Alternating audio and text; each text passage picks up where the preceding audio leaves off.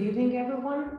I would like to make a short introduction while some others are joining us tonight for this very specific lecture by Carlos Enrich, who we invited to somehow expand or conclude the Modul course, Architectural Competitions, that we have been together guiding or leading in the last 2 years together with Professor Jean-Pierre Chopin from University of Montreal, here together with us, and also Thomas Amann, a researcher at Gebäudelehre and Entwerfen at the TU Wien, and myself, Tina Gregoric, I'm a professor and the chair of the department.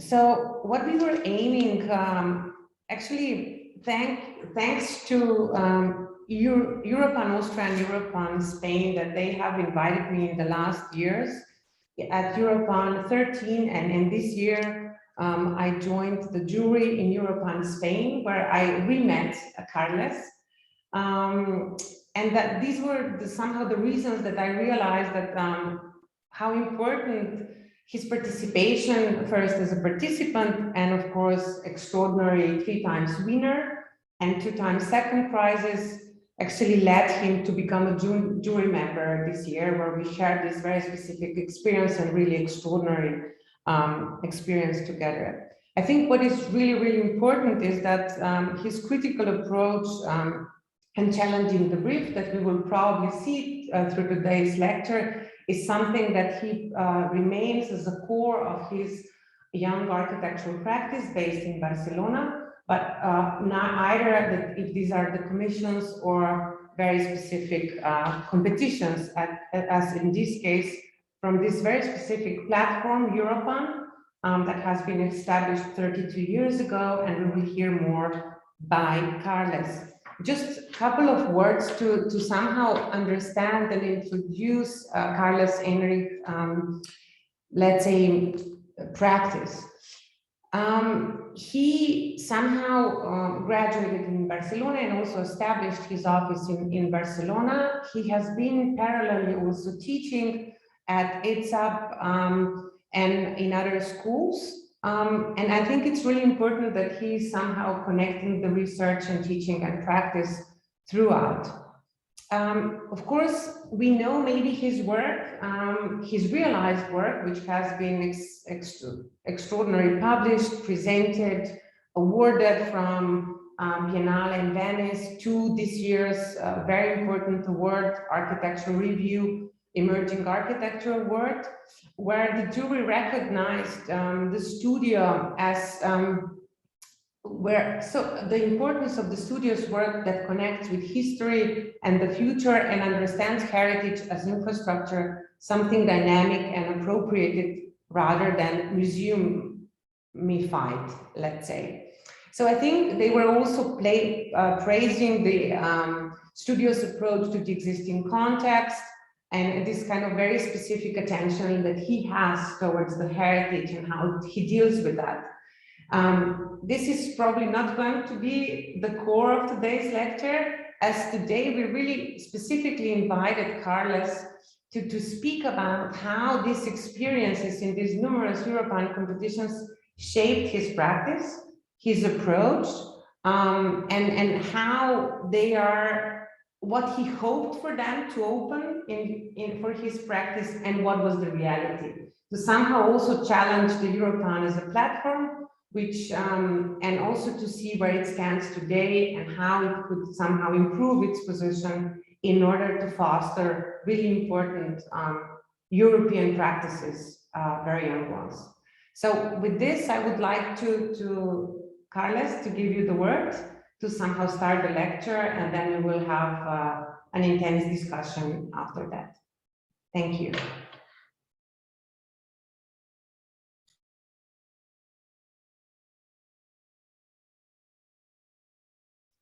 Well, thank you, Tina. Thank you also, Thomas and Jean-Pierre, for the invitation. Well, it's an honor to be here, to have the opportunity to speak about our work and these European competitions that we have been doing over the last 6 or 8 years, since 2013. Okay, just going to share my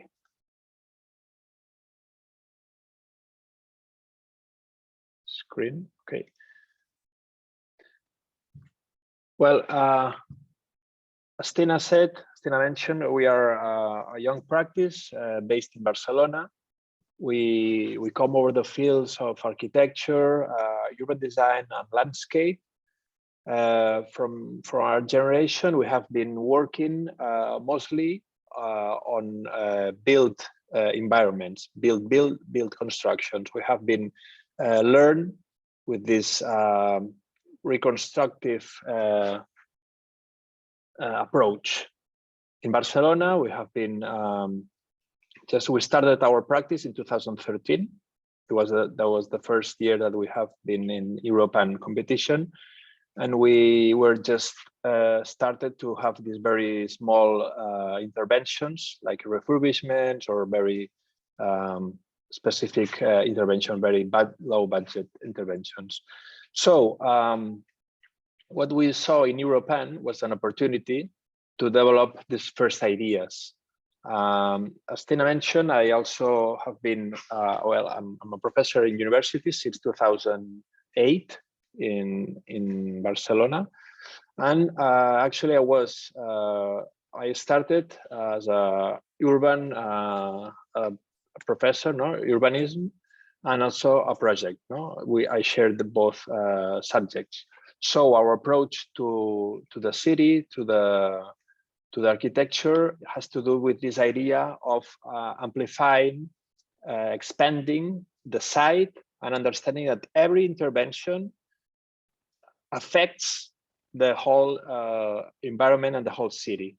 So for us, these briefs of Europan have been just like a laboratory of these ideas, and have been just a place to explore this idea of the modern city as a reused city, with trying to improve a new environment issues, and trying to, of course, reuse buildings and introduce very small things in order to improve the pre-existing condition. Well, Europan, as if you don't know it, it's a competition for young architects in Europe under 40. It's a biennial competition that works, that is running from the 90s. It already has 32 years, 16 editions.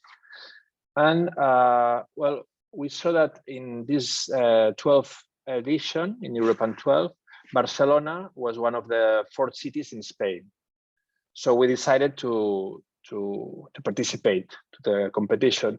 We decided to participate just an exercise, just maybe a theoretical exercise, because we saw the brief and we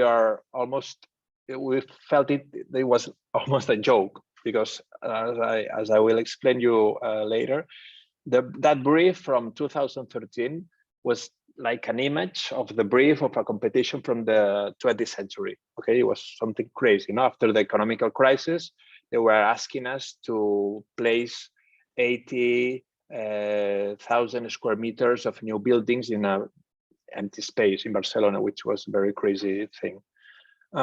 This is like a sum up of this 4 edition competitions. It's like 6 years, from 2013 to 2019. We entered 7 entries, so 7 projects. We were lucky, I think. These days that I was just resuming these prices and this. I realized that we were really lucky, because since this last edition I was a jury member, I saw that it was very difficult to find a project that everyone agrees with the price. So I think we were lucky. Maybe we were also clever enough to point the specific issues in every year. But this is our our goals. No, we made 3 first prizes, 2 runner-ups, 1 special mention, and 1 project that was not selected. And on these 4 editions, we happened to be on these 2 themes, no? The adaptable city 1, the adaptable city 2, and then productive city 1 and productive city 2. No? It's like a movie, no? or like a TV series. Okay, this is the first one that we did in 2013 in Barcelona. It was really surprisingly won the first prize because our competition, our project was almost against the rules, almost against the brief. We displaced the project, we changed the site, and we just split all the surface into the neighborhood. Okay. Maybe I think on the further competition, maybe we were not that punk that we were in the beginning. We were more grunge, more young. But on 2015, we had this experience to try for other countries. This in case Kosovo and Belgium. We were lucky that we had Tina as a jury in Kosovo, so we had this second prize, runner-up, which was very nice because I had the opportunity to visit Kosovo and was a very nice experience. In 2015, we repeated this site of Barcelona. We repeated the first prize. And you will see that from 2013 to 2017, there's like a big jump, like a big, something more mature, no? It has to be with our practice. At the beginning, it was only by myself, maybe 1 or 2 students. And in 2017, we were more like in the studio, no? More a little bit as we are at this moment, no? And then this is our last entry in 2019. We did 2 competitions. We had a first prize and a runner-up in Barcelona. Okay, so what was happening in 2013? We were, as I mentioned, we were just having these very small commissions, like just housing refurbishment at the beginning of the this decade. In Barcelona and Spain, there was this very economical crisis. There was no opportunities for young architects, very few competitions, and the commissions were only this kind of competitions, no? This kind of commission, sorry, a very low budget, just refurbishment. But I think these ideas that are in this first project are almost the same as the ones that we proposed on the Europan competition, no? Just to reuse the space, to recover the original structure, and to introduce a new structure that reactivates and gives a new surface, gives a new use, and it proposes just surfaces, no? Adaptive surfaces. So this first project in Barcelona, actually it's almost on the edge of the city, in the north part, this point right here.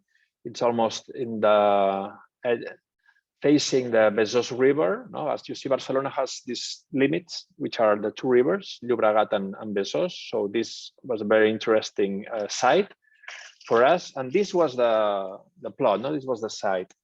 And when we read the brief, we were just like, wow, it's crazy, because we know that the city and the country was in a big economical crisis. Everything was stopped.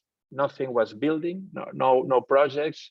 And Europan just proposed us, or the city proposed, to think about a new construction, like a new 80,000 square meters of new housing, no? Which was something crazy, because the whole area is just like a very industrial area without any services or nothing, no? So it was very strange. So what we did here was to expand this like the point of view, no? Try to understand that the site was not only this triangle, was the whole area, the whole neighborhood, in order to improve the connection between the city, Barcelona, and the river, and Besòs River. We wanted to work on the edge. No? We wanted to work, even we wanted to connect with this other city, which is Santa Coloma, which is a very densified city. They are very, there are a lot of dwellings in the edge of the river, etc. No? So all this neighborhood is full of these empty spaces, industrial, or just, I don't know, places of opportunity, no? And the river as well is something that's very like, I would say, it's very different, no? Both sides, because one side, this side is from this Santa Coloma side, which is very populated, very densified, no? And the other side from Barcelona, it's almost no one is getting to the river, because you have this road infrastructure, which is Las Rondas, that covers the whole city, and you have all these industrial layers. So no one is getting to the river from the side of Barcelona. And if you see the other side, a lot of people, no, this is the photos from the same day. A lot of people are just having enjoying this great public space. So we decided that competition was the opportunity to think, not to say something about this this opportunity, no, that the city was missing, no, the opportunity to improve the relation with this natural corridor. So basically, there are three ideas. No, the first idea is that one is to connect this this new arteria with the river. So for us, this was the most important drawing, or the most important idea of this project, not to connect the site with the river and with the other city. So we placed these like new bridges, no, the new structures, and we improved the continuity, no, between Barcelona and the site with the other city, with Santa Coloma. And then the second idea is to reuse all these existing structures, all the existing spaces. No, we saw a lot of we walked around the site, well, the neighborhood, and we just note all these empty spaces, industrial areas, or spaces that had just maybe on weekends. Weekend they were empty, so we were looking for this opportunity, no, these void spaces. Did all these kind of drawings, which was maybe something strange because it was nothing to do with the site of the competition. And then we draw this one that just merges the two ideas, not the idea of just connecting the both cities, and the idea of just placing these reactivating like layers or spaces that would improve the new connections. And just marking potential of this inhabiting these empty spaces. And then finally just decided to place, no, the dwelling like a new insertion, but a very light and soft insertion, like just a piece of furniture, just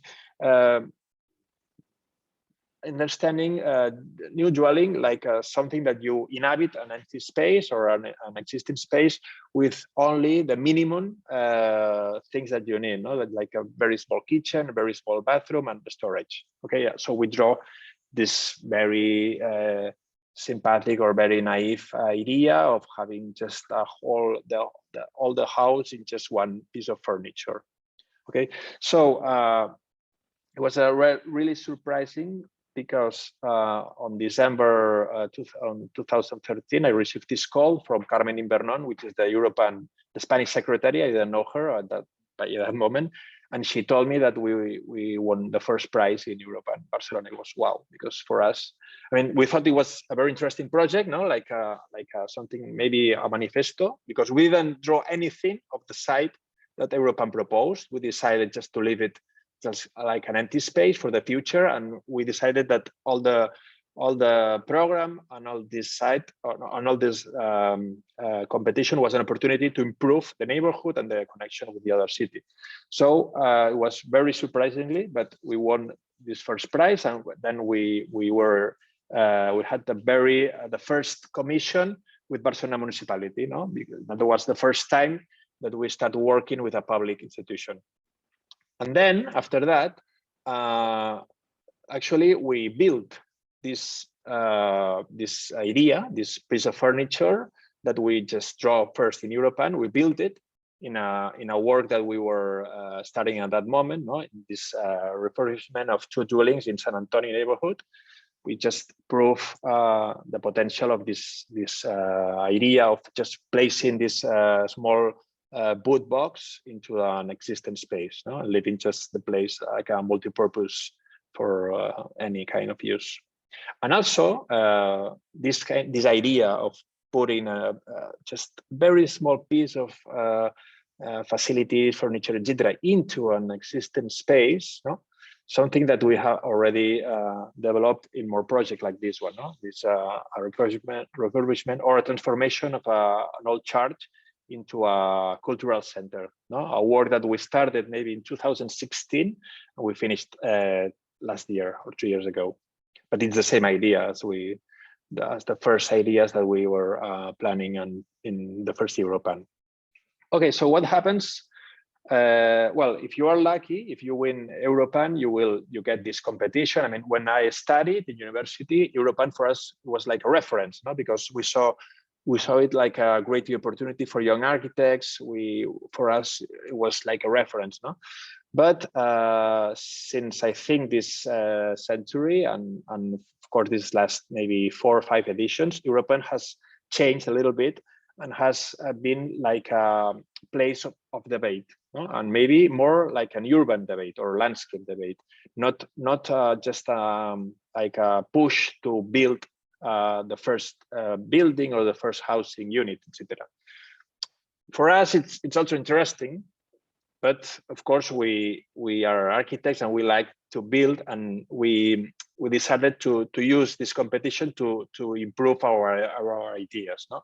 But apart from the commissions, Europan has these intermediate sessions that work on the years that there were no competitions, so they are also biennial, no?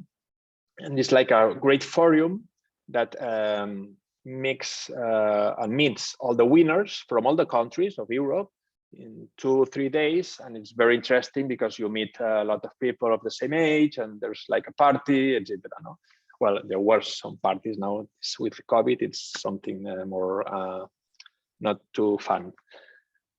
But I mean, it's interesting to be on this debate, to participate, no? And then there's some expositions and some publications. They have very nice, or well, they used to have nice like layouts, etc. No, so it's kind of exciting, no, to be on this movement. But okay, so that was our first experience. Now I'm going to explain the three next Europans. I will be maybe more synthetic, okay, and I will explain the main idea of the 3 projects that had these prizes, no, first prize or runner-up. This site in Kosovo, Jakova, for us it was an opportunity in 2015 to start thinking about reusing heritage, not something that as a practice we have been working on over the last 5 or 6 years, no? But maybe this site, it was maybe one of the first places that we start thinking about how to intervene in heritage, no? In heritage. The brief was something very open, not too specific. Was to improve the relation again, no, between these 2 sides of the river. This is the historical center of Jakova, and it was maybe just to improve the connections and to just think about the borders.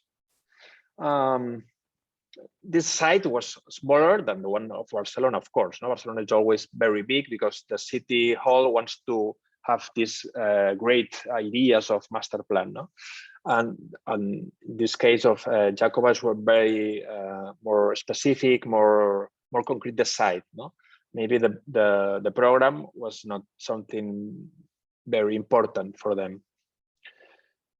What we did what we usually do in this, when we start working in a project, is to recognize the place, to understand the site, and also to understand the history of the site. No, so we started just like this work of archaeology, started to understand that the history and the importance of the site. No, and we discovered that these bridges were a place of like a meeting points, no, for these people that were just moving on from the different cities, etc.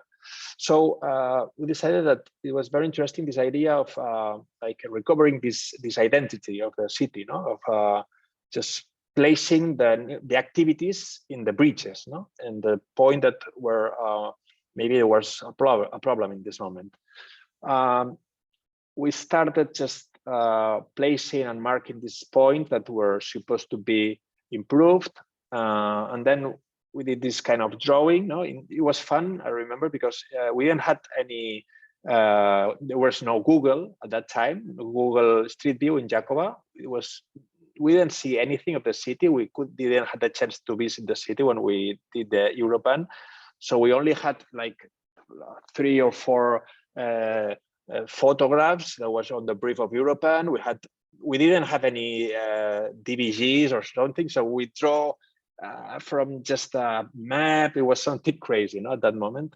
But I think we did this nice drawing that explained the idea of just extending the historical city and introducing these new pieces of maybe also furniture, but urban furniture. There was like new structures that were placed over the bridges, or improving the bridges, or maybe just some stairs, no, just doing accessibility to the river, to the riverside. So just letting, facilitating the people for improving the circulation, or just having even a new identity for the city, just placing all these new structures that we didn't define. But I think something very interesting is when we just place this idea, and when we start to introduce activities, and we propose that these points could be like I don't know, something that could improve and could push the city, something that could have maybe like I don't know, facilities, light, and also using parking, etc. No, and it could be like some kind of meeting points. Well, we were runner-ups at that time. I think the first thing was meeting Tina, of course, when we visit Jacova for the presentation of the project. And also, I think that the feedback that I received from the jury was very nice, because they told us that they thought that we were local people, because of the drawings explained like a lot of knowledge of the site, no? And that was, for us, it was like a really nice to hear that, no? Trying to understand the sensitivity of this Kosovo site from Barcelona. And then some works that we have been developing over the last years, actually try to develop the same idea, just placing a very light structure over, well, this is like a very important or heritage site that we just discovered, just excavating and moving a lot of earth and rocks, etc. But at the end, the final movement is just placing a very light structure, like the bridges that we saw in Kosovo, in Jacova, in order to reactivate the place, to also give like a shelter to this space, in order to cover from the water, etc. But also to give a new identity, and to give like a dialogue between the past and the future, like something that mixes, Also something that we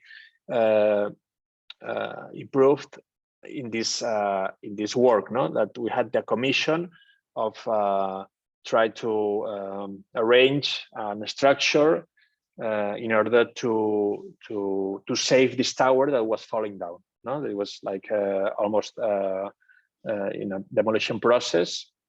So we had to just recover. We built like a structure, no, that used a new material, a traditional material, no, but with a very new with a contemporary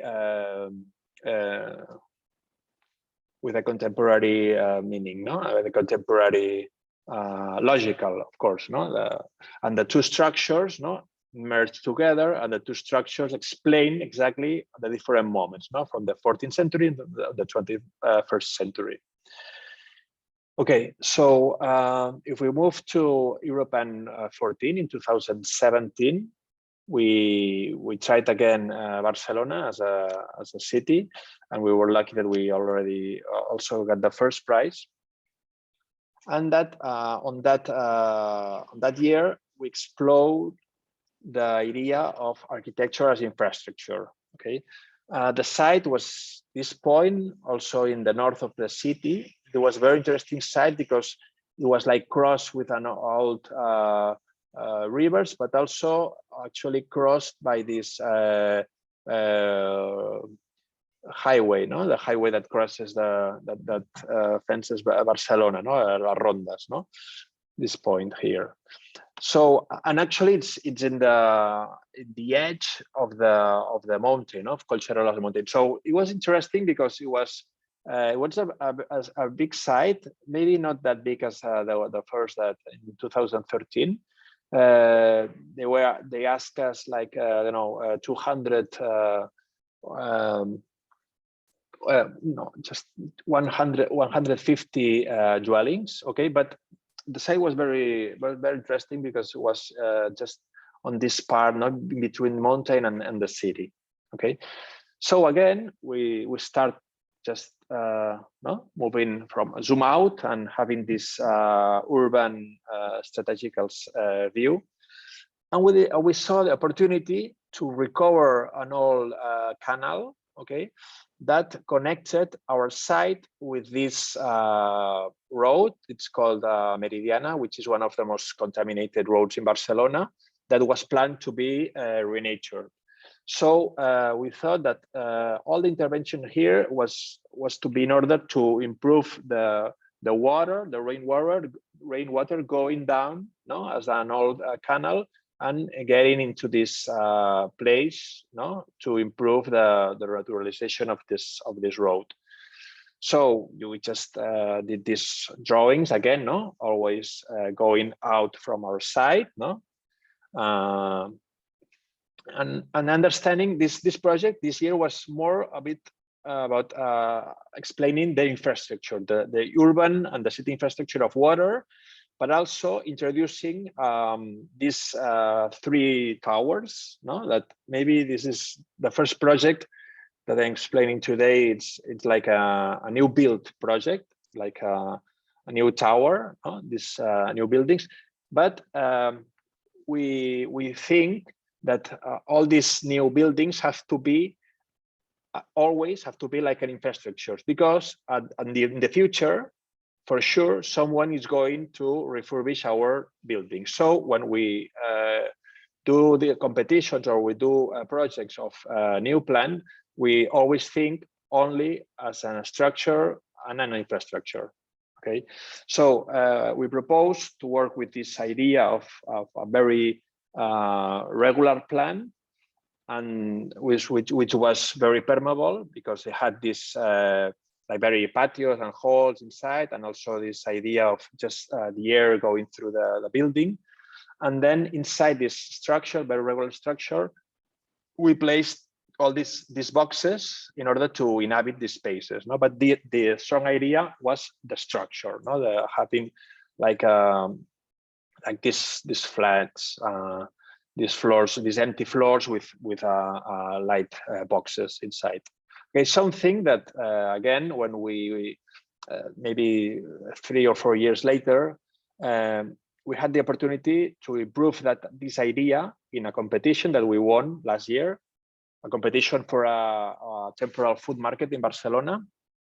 The idea of the temporal markets in Barcelona are that when we had the need to reform or to refurbish an existing market, all the stores go to a temporal space, like ephemeral space, maybe for 2-3 years, and then they go back, and then that space just disappears.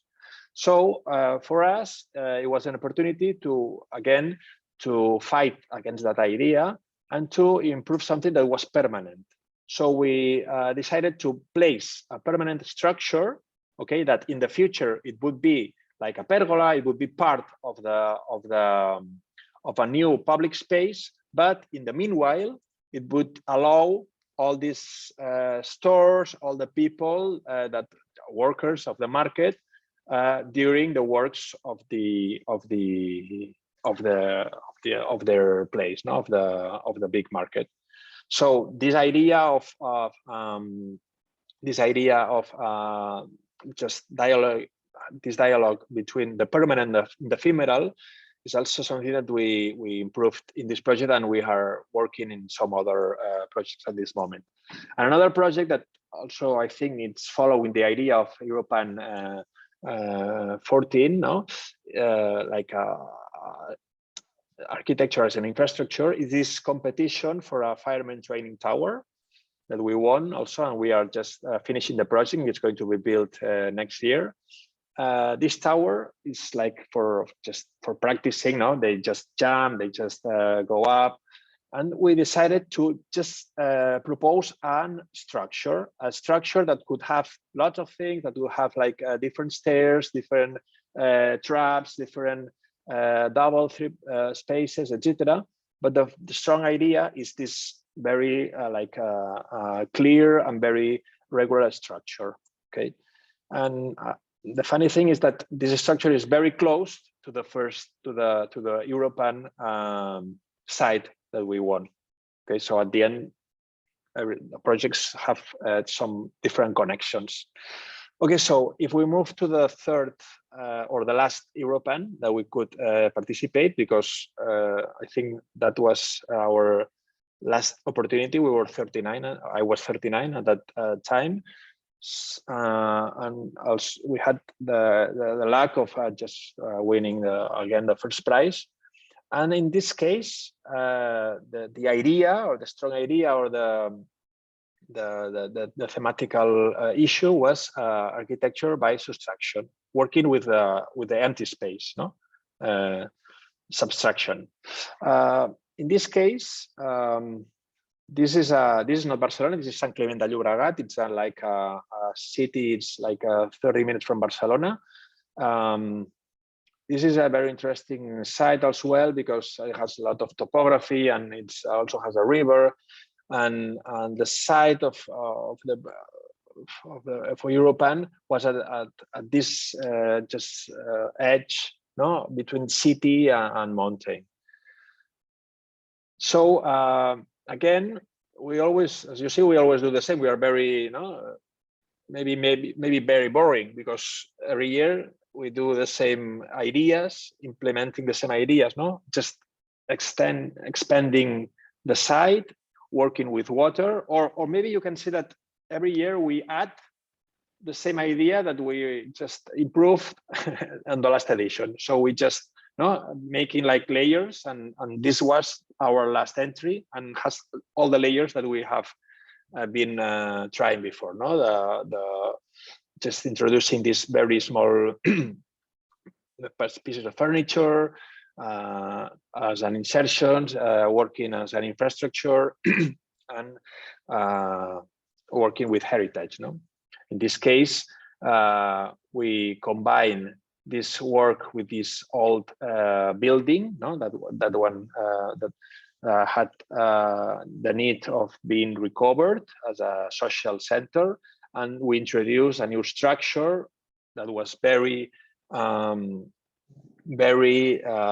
non-specific space, not just only like a pattern of regular spaces, so everyone could just act there and use it as a dwelling or as a studio, or as a working space, etc. And also intervening, we decided to intervene strongly in this heritage, in this old house, just subtracting, empty, making like empty spaces, making patios, just giving more permeability to the space, So this idea of working with these two structures, a new structure that it's only an infrastructure, and then just started to subtract space and work with the idea of just letting the air and water inside of the old house. Okay, and this was the image of this idea of just the structure in relation with the landscape. Again, I think that we improved that idea in some of the projects that we are about to start. As this one is like this is a temporary phase of a social center, the first phase that will be just the interior demolition, and we leave the whole space just as a shelter, like a part of a garden. Okay, and then also in this project that we just opened, we did these structures, in order to improve circulations and relations between this in this house, in this apartment, in an urban apartment in Gracia. And finally, maybe in this house that we just work with the idea of empty space, just having these layers and these connected spaces, and also working with the idea of the patios, like very vertical empty spaces that connected all the rooms, and just understanding all the rooms without any kind of program, just empty spaces. Okay, so I think that could be like a resume of these 6 years, 4 editions in 6 years of Europan. Of course, I made a lot of friends over these years. This is a picture from the first edition that we just met some friends from other winning studios.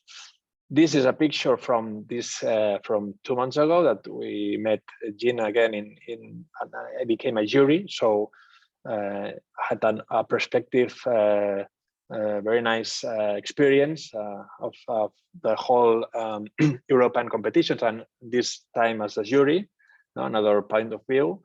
And this is the only commission that we had over these 4 editions.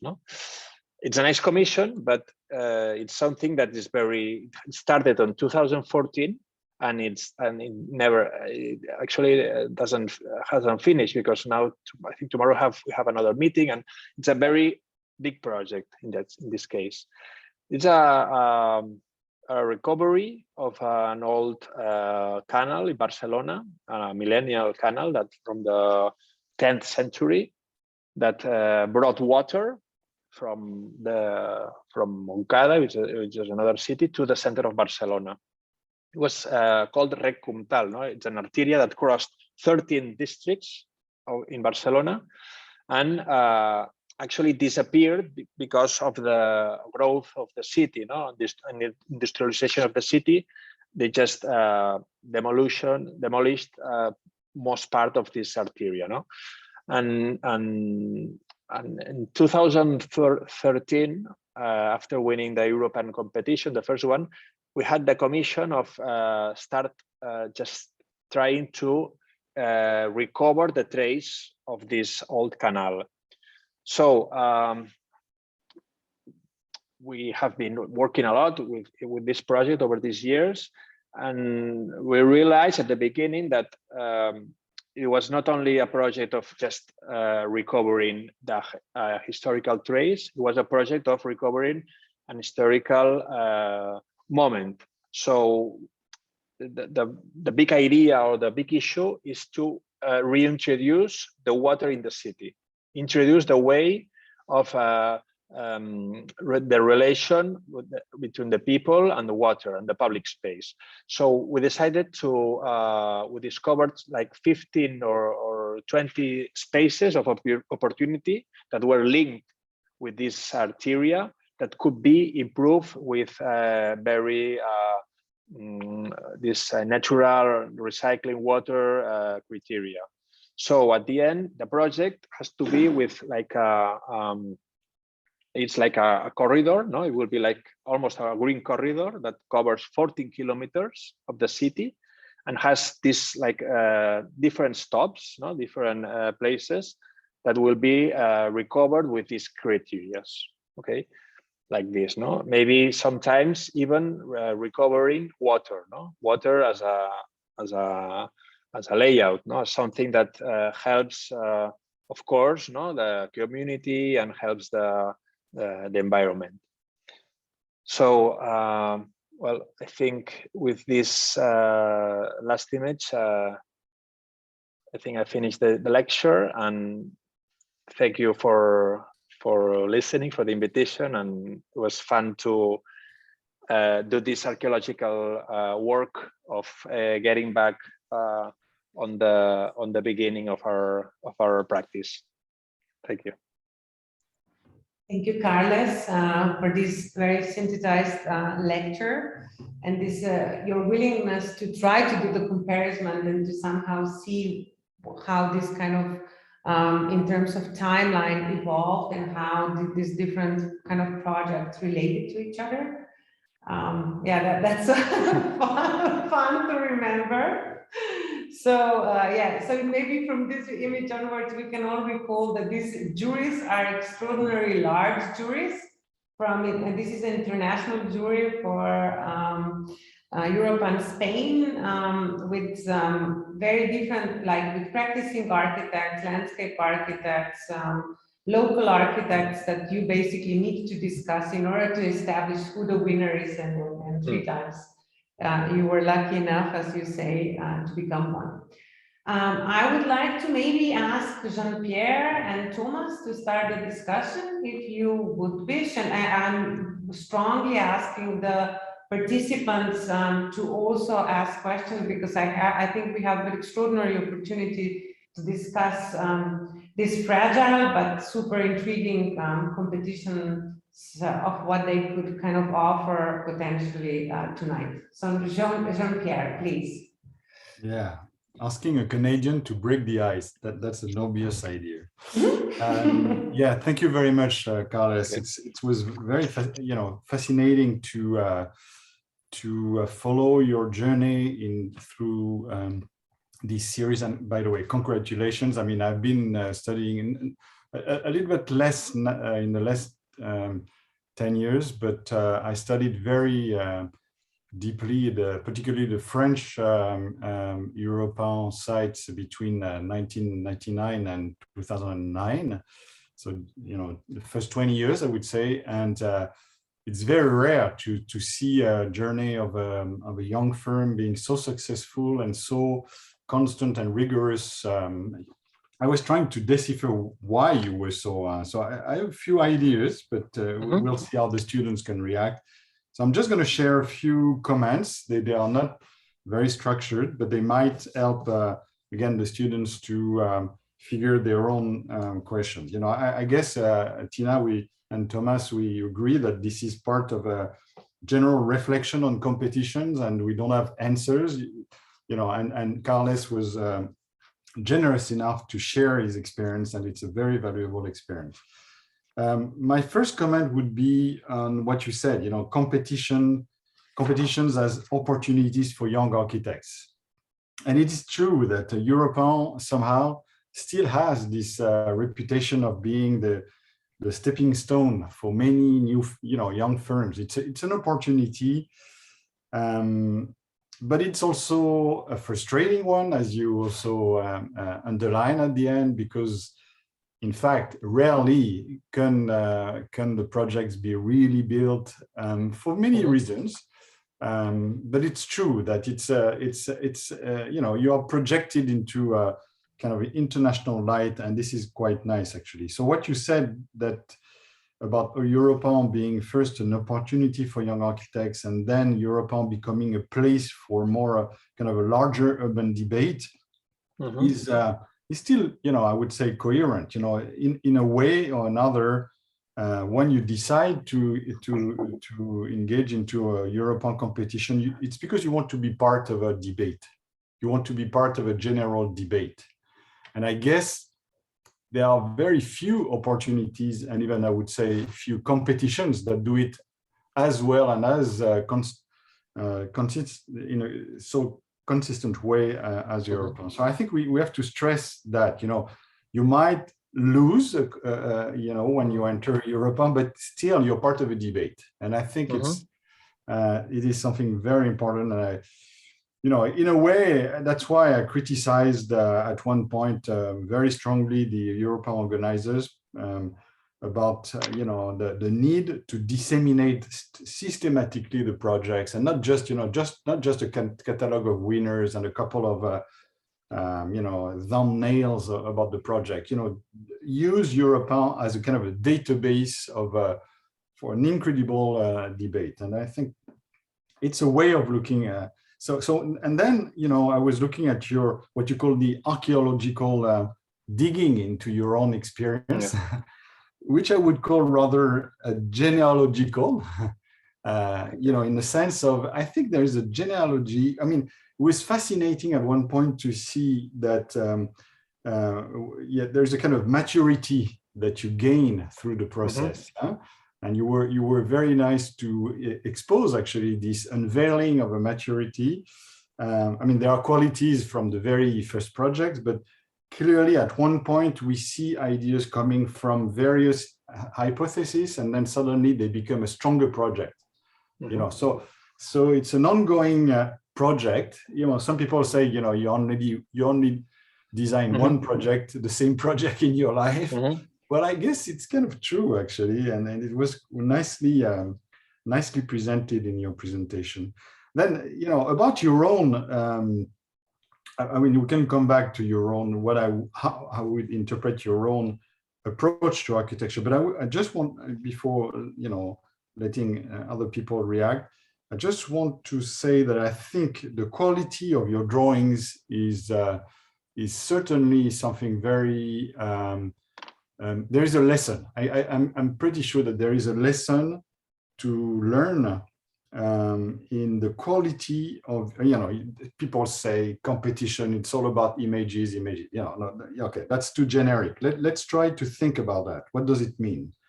Well, it means that, in your case, I mean, in the case of your team, I would say the power of a visual language connect to the spirit of time. There is, yes, and also the spirit of the places.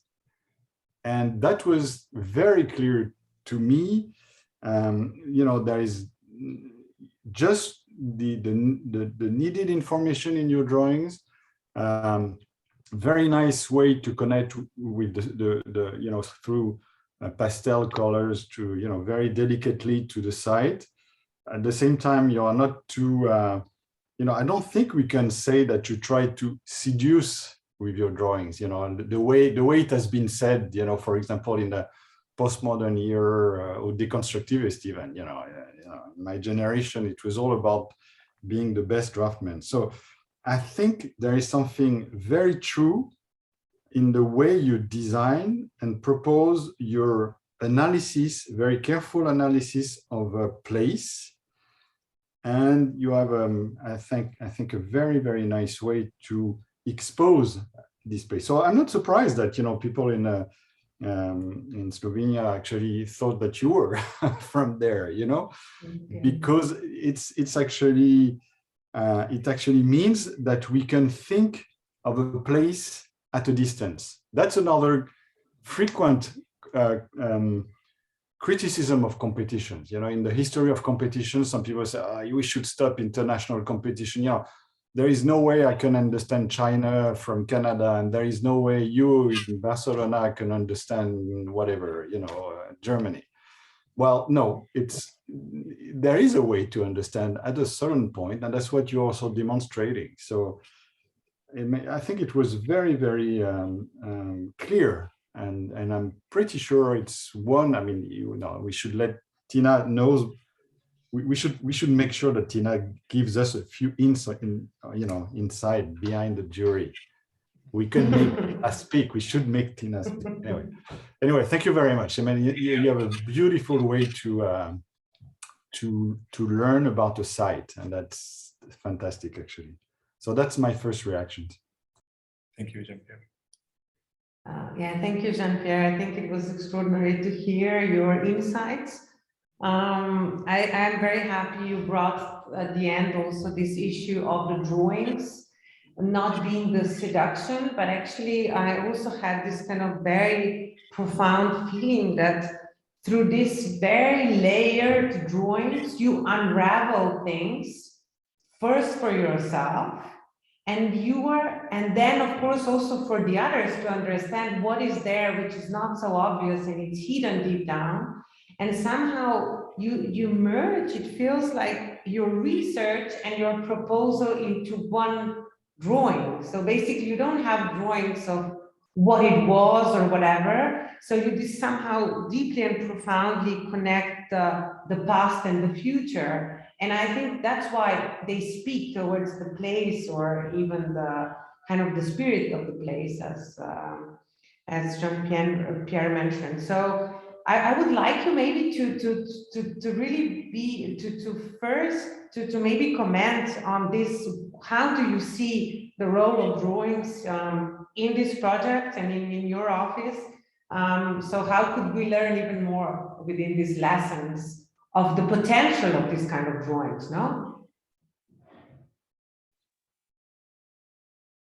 Thank you, Tina.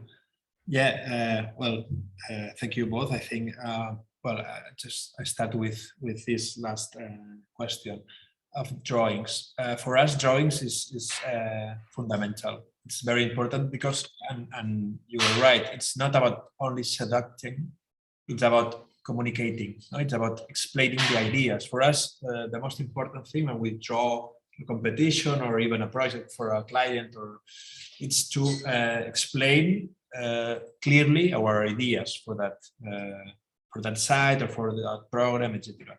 So for us, drawings are very, very important. I think also that we have maybe developed a way of drawing through these years.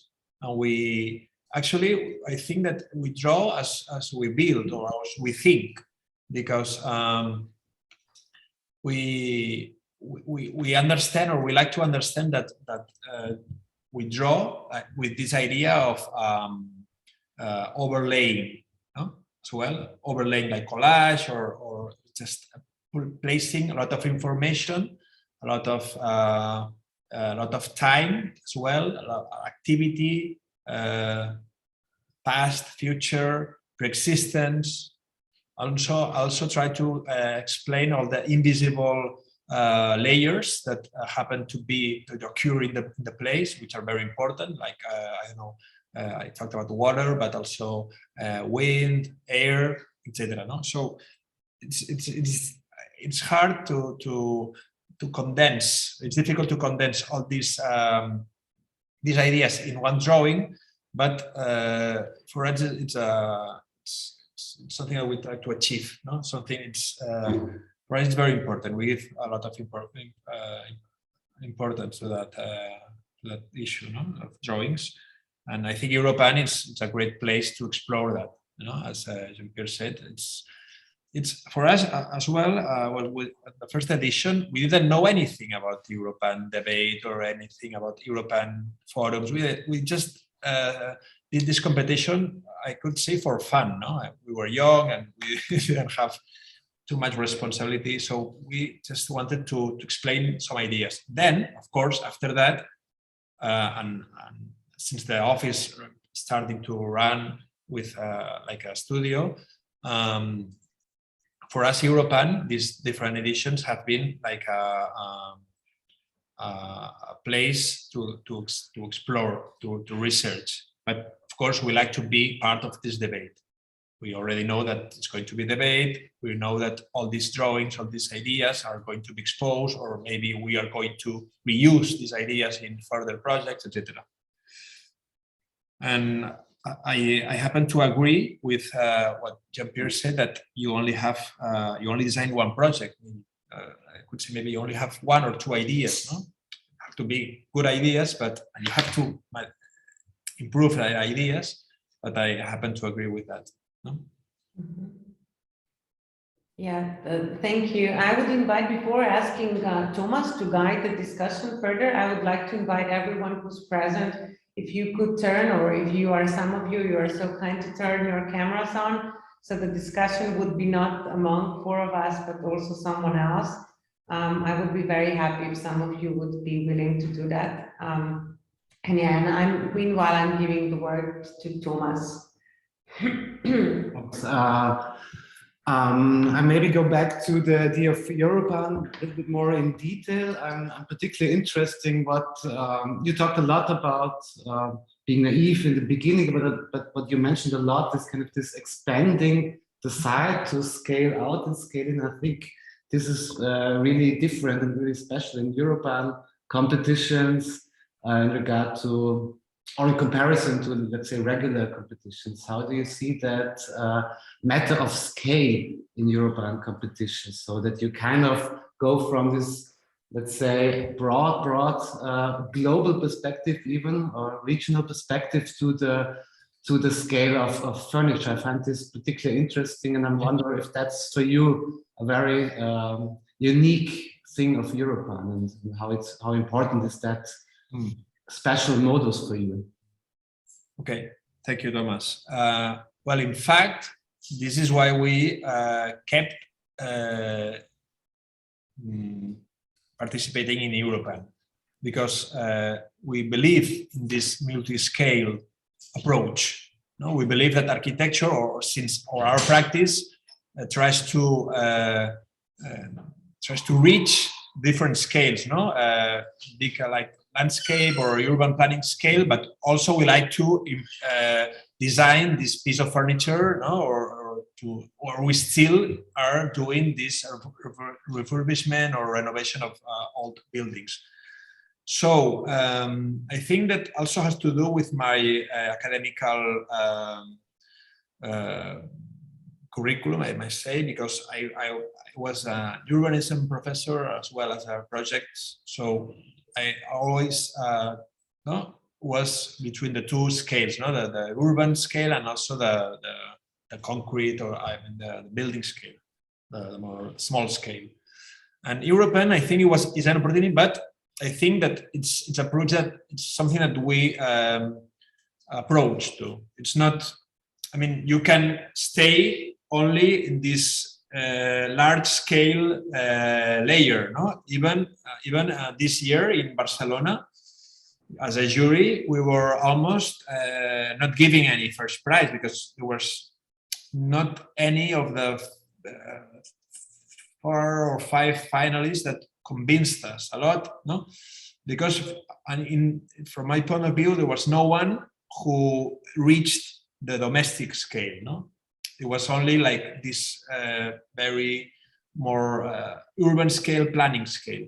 And I like that, but I need to get inside more into this small scale and to touch, not to touch something.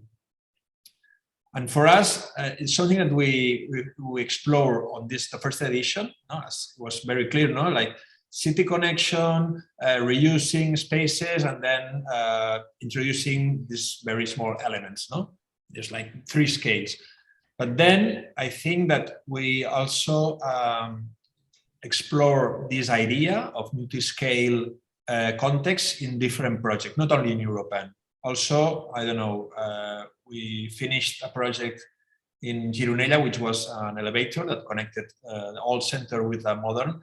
And this project, can also be explained with this idea of multi-scale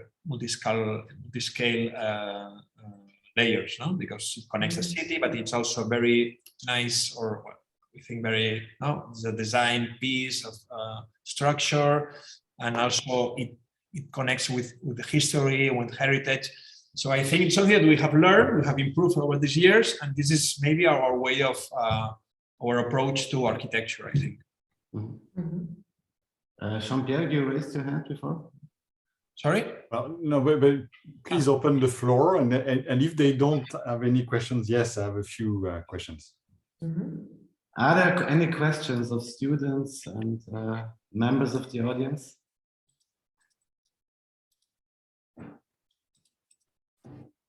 Not yet.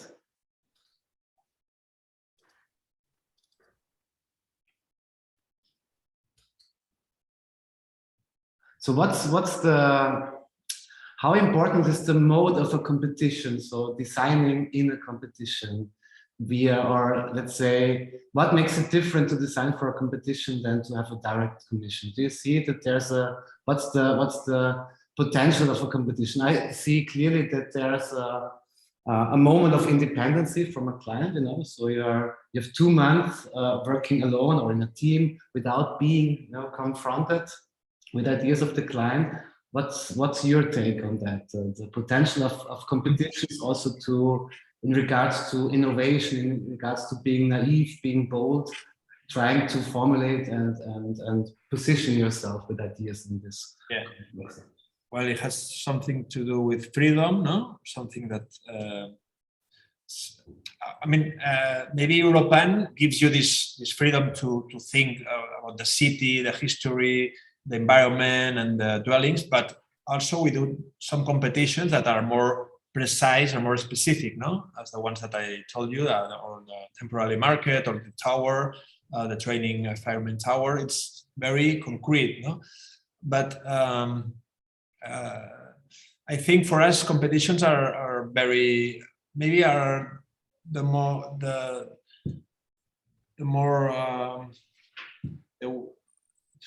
I think now the way that we just get all the projects, almost maybe 60-70% of the projects come from competition, public competition, which is something that it's a little bit stressful, no? Because we have to win again, no? To have more work. But well, now it's just become a part of our practice. No? We understand that we have to do a lot of competitions. Some of them we will lose, some maybe we will win, and then develop the project. Of course, the exciting part, or this moment of competition for me is very, very exciting, very powerful. No? And then some projects are just going through a very long period of time, and then maybe some ideas are not really that strong since the beginning, but we try to maintain on this line. No? And on client and private clients, for us it's maybe more difficult because since we have this maybe more multiscalar approach, and private clients only want to just keep money and keep and just be on time, and just they want this kind of kitchen or this kind of bathroom because they have seen that in Pinterest or Instagram, I don't know. We have to improve that a little bit because we have some problems with private clients, I can say. Thank you for your honesty. Eva, maybe would you like to ask Carlos something? Sorry, I can.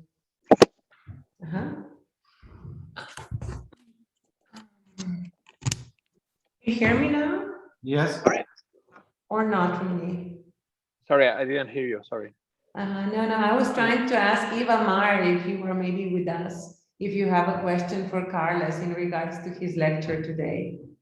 If you want to ask him something, otherwise we will continue.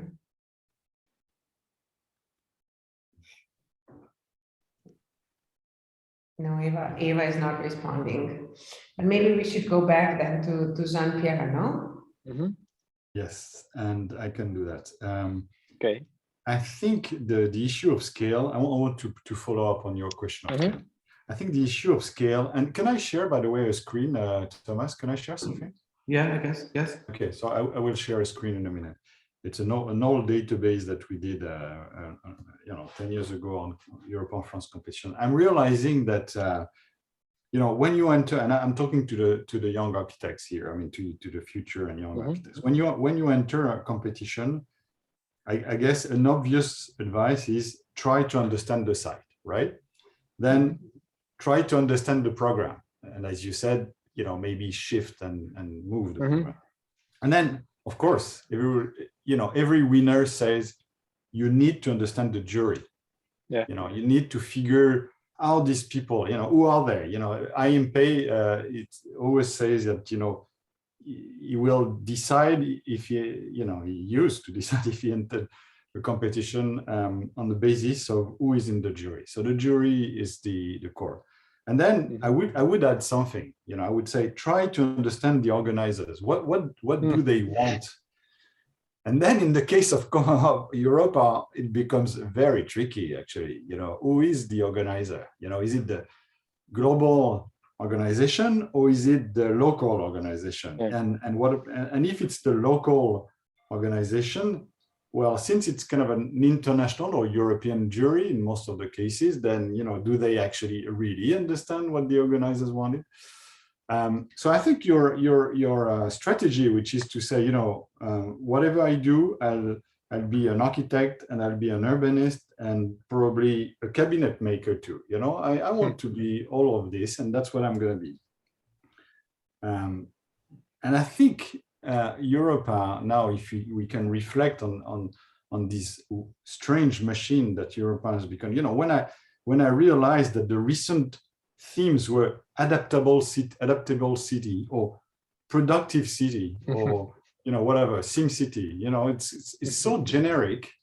Yeah. That in fact you're very wise to decide that you're not going to try to figure what the Europan, the organizers want. But now, if I can show you just an old website, which is still working, by the way. So, you know, so that's what my team designed a while ago. Just look at this. These are the themes of the first 10 years of Europan. Changing lifestyles and the architecture of housing. Living in the city, a reinterpretation of urban sites. Then, you know, residential areas, the town upon the town. You know, travel and proximity, suburban challenges, sustainable city, and so on. You know, there were times when Europa was really committing, I would say, to, you know, a deep debate on how to change things. Now it seems, and I'm asking you and Tina, is it now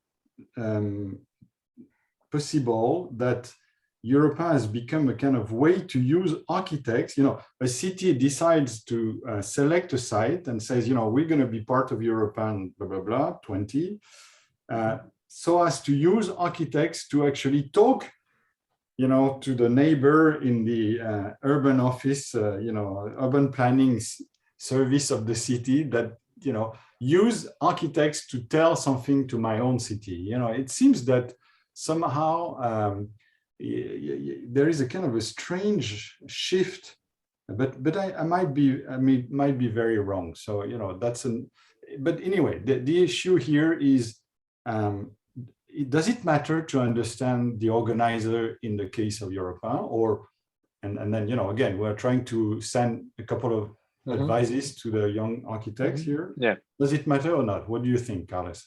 Okay, good question.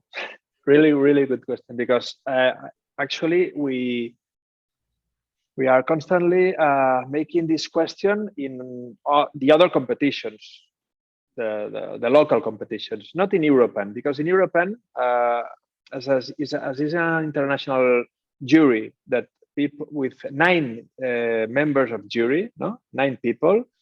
I mean, this is very difficult to understand, like one feeling, no? Maybe there are 2 or 3 sensibilities, and I think it's not necessary to do this kind of work to get to know all the jury members and to try to do something that maybe they like. Well, we never do that in Europe, and maybe on other competitions in Barcelona, we always, of course, research a little bit who is the jury, who is the client, of course, because that, and also there's competitions that happen to win like a project to build something. No, Europan is more like theoretical, maybe, okay, or at least in Spain, no, because in the last 4 or 5 editions there was almost nothing built from Europan, but we never do that research on juries. But I think it's very important for competitions. It's a good advice for young people to know about jury, to know the client, of course, and the site. But I think it's a good point to mention that the two first, the client and the jury, of course, because at the end there's this sentence or this idea that well, it happens with a prices, no? At the end, when you see a prize, no, an award, you understand who is the jury, no? Because and do you think that the themes have become too generic, or am I wrong about that? And the themes for me are too I don't know, yeah, too generic. Is something very topical, no? Very topical. Yeah, productive city. Okay, we were talking about productive city 4 or 6 years before the issue came to Europan. And adaptive city. Okay, what is adaptive city? Okay, all cities have to be adapted. So it's nothing. It's nothing specific. I think they are not really clever. Really, they have to improve a little bit the names, because they are repeating not the same, no? Productive City 1 and Productive City 2. So maybe they should hire someone, no? To we need a Europan on a Europan. Exactly. Yeah, I also have this feeling that, you know, I mean, this is an extremely large organization, and I think we should be extremely happy that it continuously exists and tries their best, of course.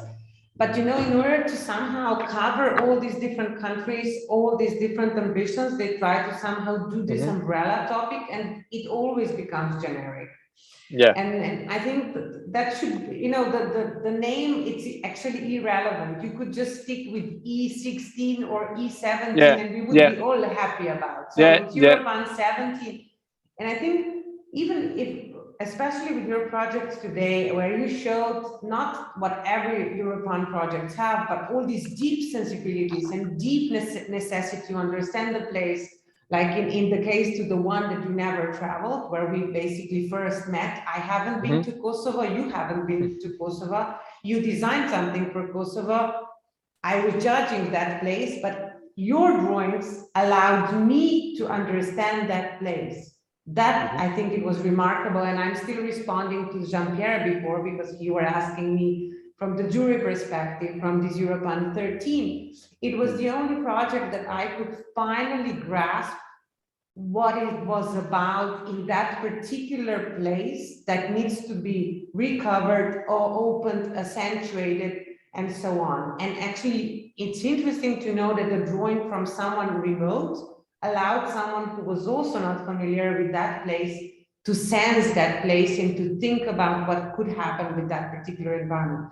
And we saw with all these projects that you showed us today that there is no room for generic. That we don't need the generic topics of Europan, because each place within the territory of Europe has so many different layers that you showed with your drawings, and so many different needs that it doesn't need to be an overall and generic and, like, you know, common denominator, because otherwise we're taking away everything that is of the specificity of the place that luckily your projects are so strong on. Of course, we've seen also other projects that they are completely generic and they win Europans, so we are not talking about them.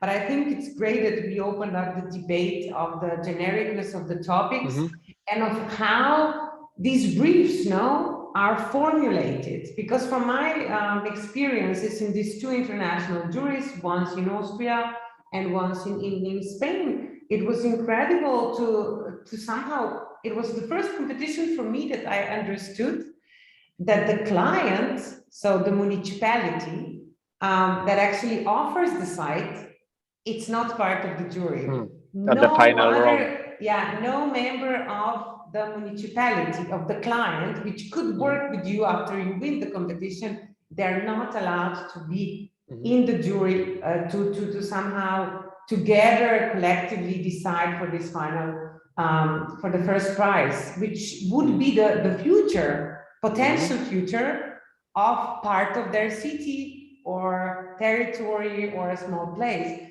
And I think this is a huge frustration. Of course, you as a jury, you discuss with the representatives of the municipalities before, in between the process, but they don't vote.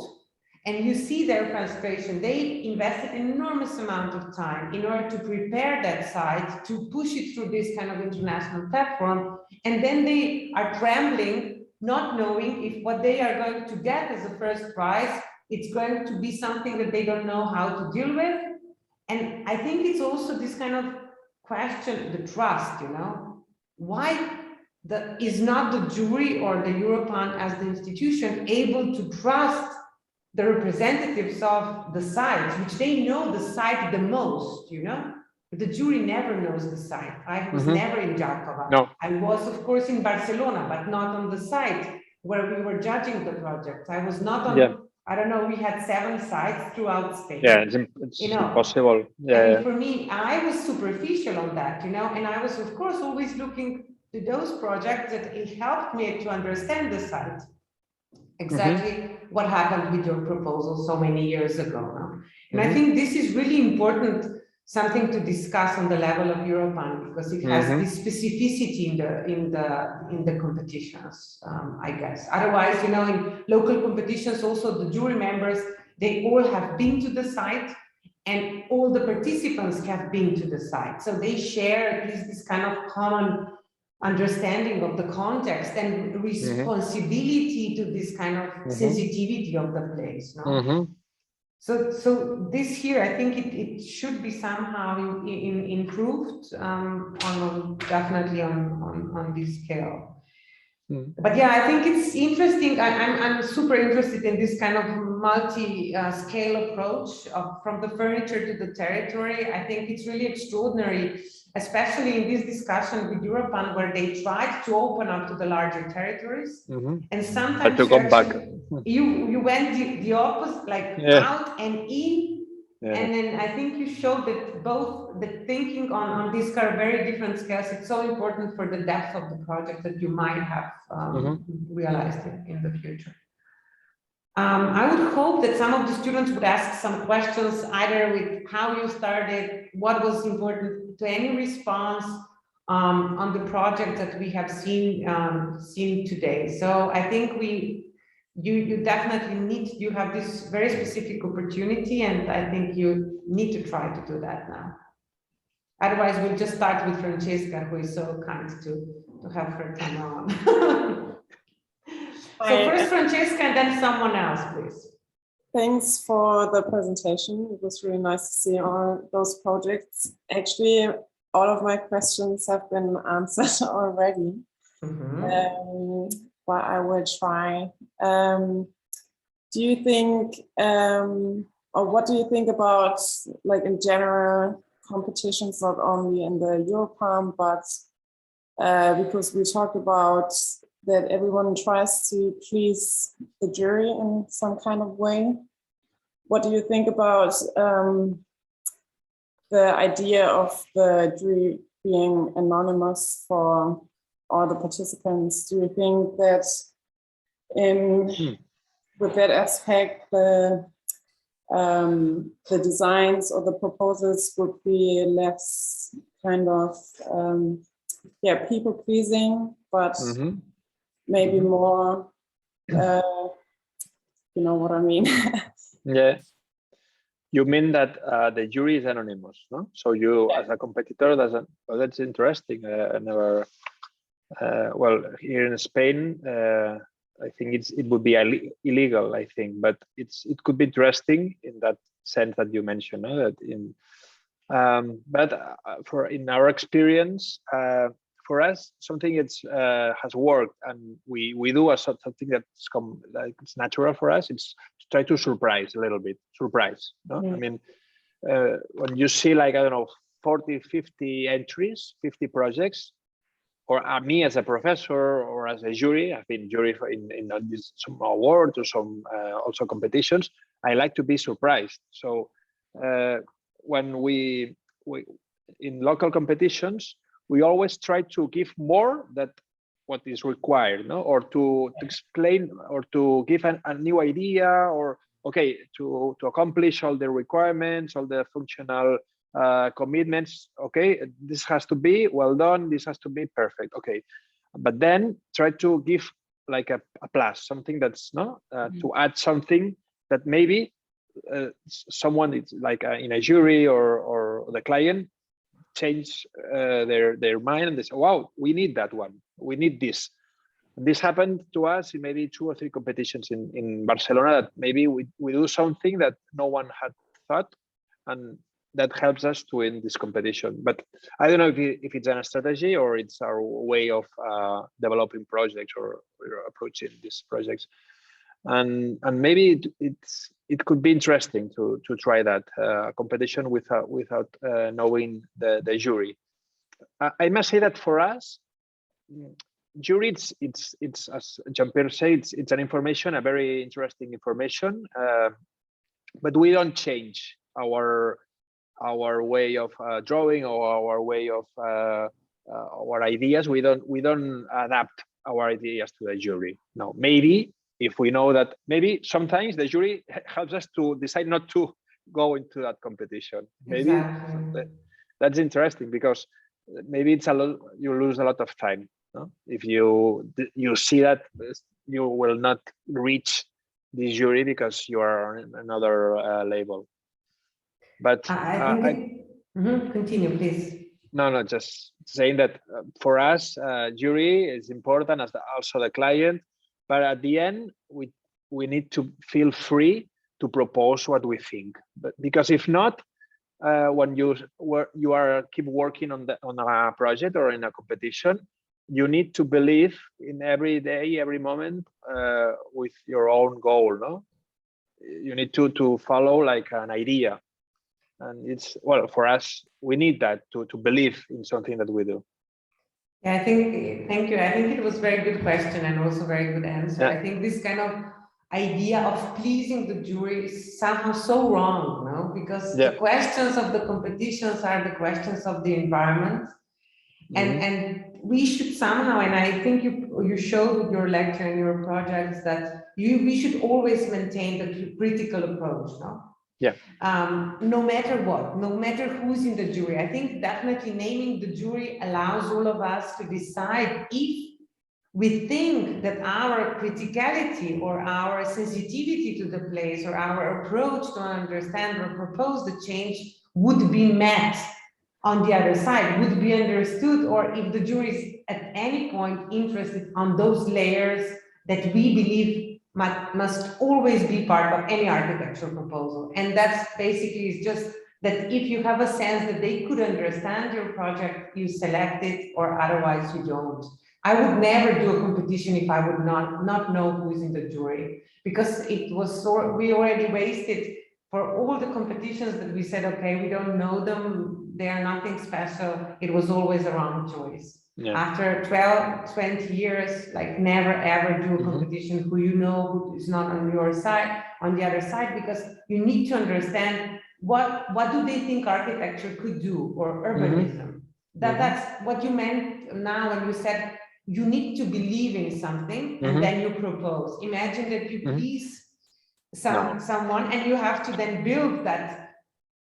You win that. No? I would shoot myself immediately, you know. So yeah, I think it's extraordinarily important to somehow decide where and how to address the competitions. Any other question, or Thomas, or any of the students?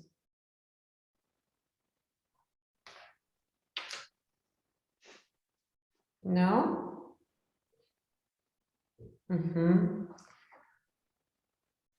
If Jean-Pierre, do you have another one? Well, I mean, it's more important that the students interact with Carles, but maybe to go back to one of my intuitions on your, and this is a very on the spot interpretation of your work.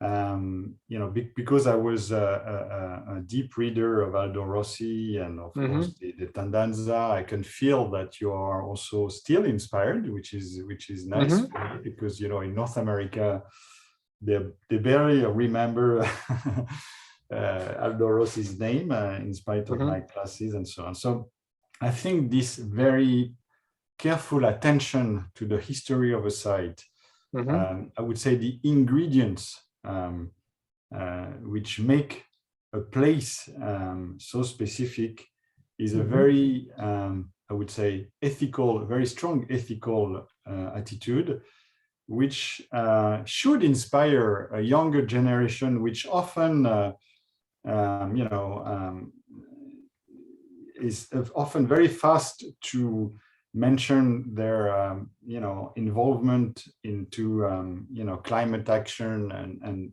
and sustainability and so forth. And I think, again, the very careful approach that you develop is a very good lesson on how you can be both politically engaged, involved, and at the same time, architecturally, I would say, careful, you know, on what to do. So, no, I think there is a lot to say about your work, and again, I'm discovering your work thanks to Tina, and I'm very happy actually to. I'm very inspired by your work. So thank you. I hope the anonymous students, not anonymous, but the no face students, I don't know how you say that, appreciated your work. So thank you very much. Thank you. I'm super happy, Jean-Pierre, that you brought up this topic, because this was also one of the reasons I wanted Carles to speak at the TU Wien.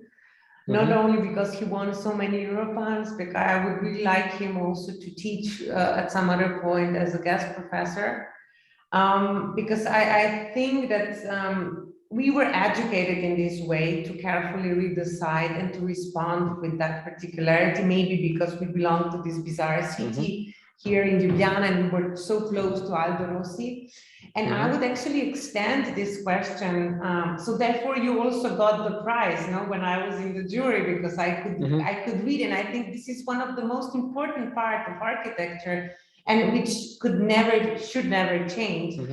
And so I have a question for you, because I'm not sure. Of course, you highlight this aspect, extraordinary, and you show it because also in this particular relationship to the reusing of the existing heritage and how you reread it, and of course also all the remarks of the jury of this year's Architectural Review Emerging Architect Award, which is like the star, the new star in architecture, which is you. They highlighted exactly the same sensibilities, which are so important.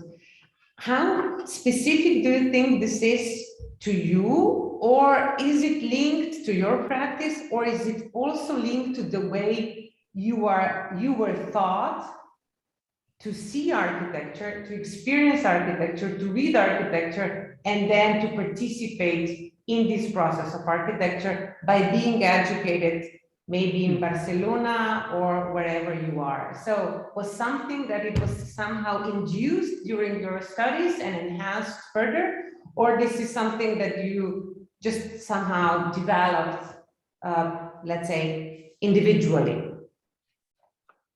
I think both, or I mean, everything adds a new or more. I think learning, it's adding, no?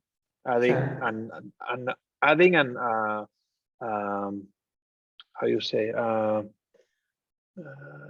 recycling, and also like deciding what's more important. No, at the end you learn a lot of things, you have a lot of influence when you study in career, but then you just happen to decide, no, which is your or try to find a direction, no, that you are interested into.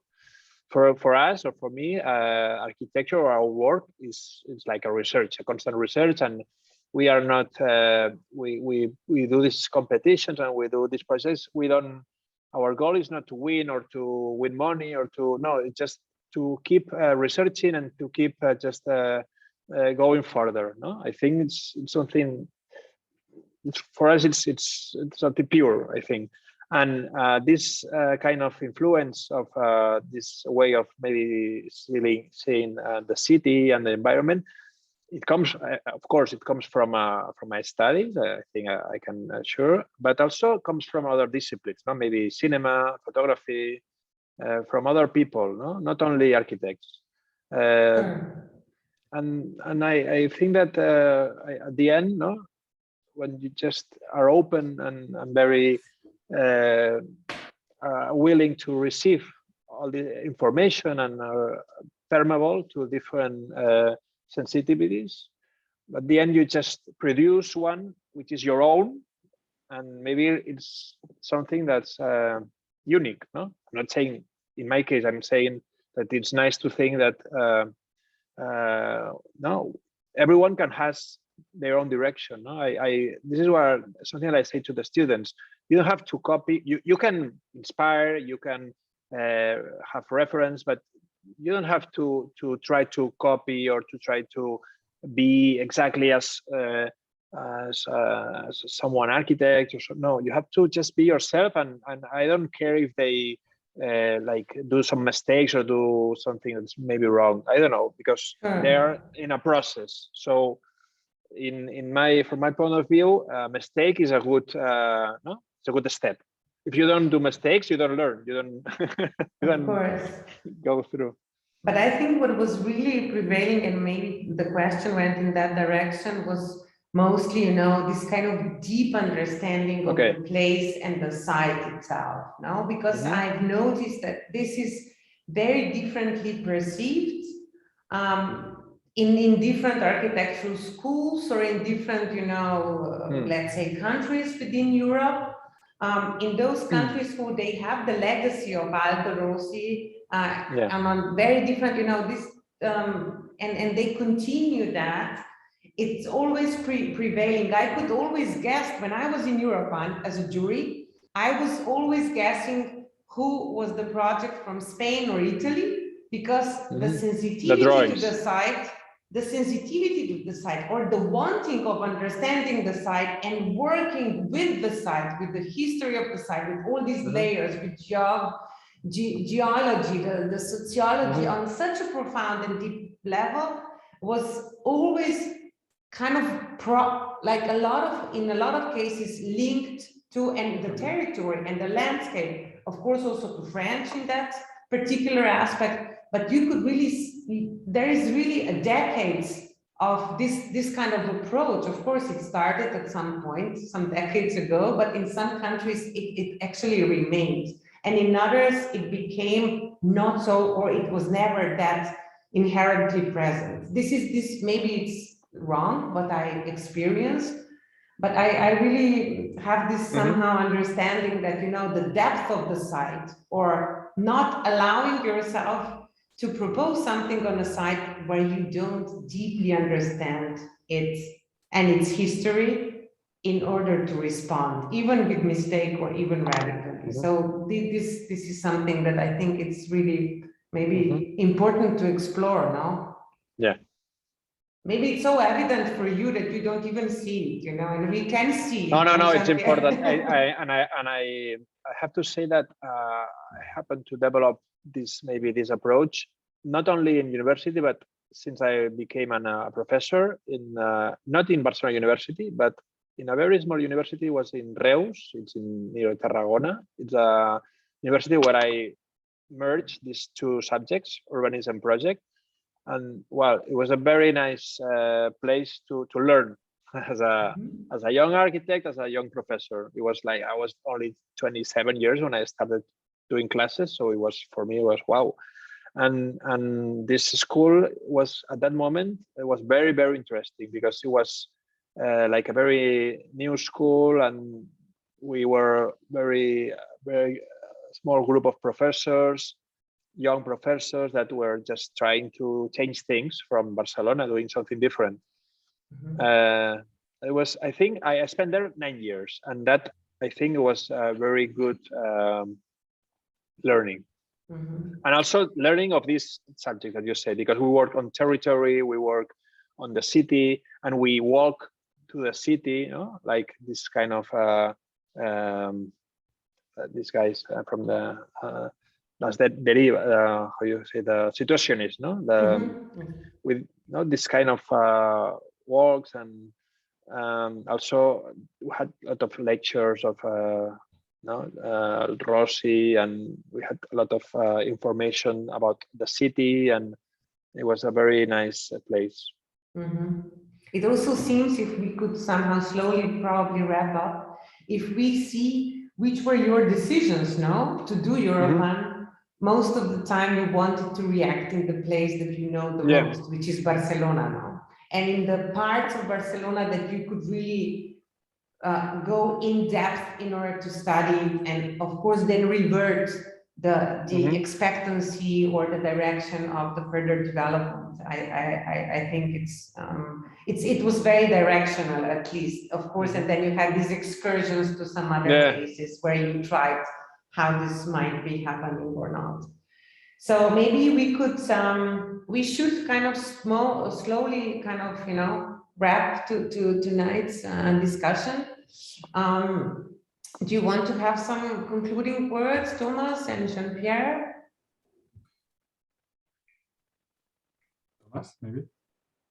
Just 2 sentences. I found it really interesting to hear from you that competitions are, or at least could be in some cases, spaces for also learning. That was probably the term most used tonight, learning, which I found probably is not common in all debates and discussions about competitions. So but I really think this is important, that competitions are there to also being naive at some stages, at least for young architects, but also to develop oneself during a series of competitions, to be able to make mistakes, but also to learn from them. And I think the jury comes in, of course, as a tool, and I think this whole process, we should try to see it like that, and then I think we can even learn a little bit more of competitions and how they could help us to shape the future of our discipline also. That will be my conclusion. I'm very happy to have listened to you tonight. Thank you, Thomas. In your projects, of course. A pleasure for me. Jean-Pierre, maybe? Yeah, maybe a kind of a philosophical reflection on life and everything. It's because we are swamped into snow, so you become philosopher. No, I think there is a saying which says that an artist becomes an artist when we accepts to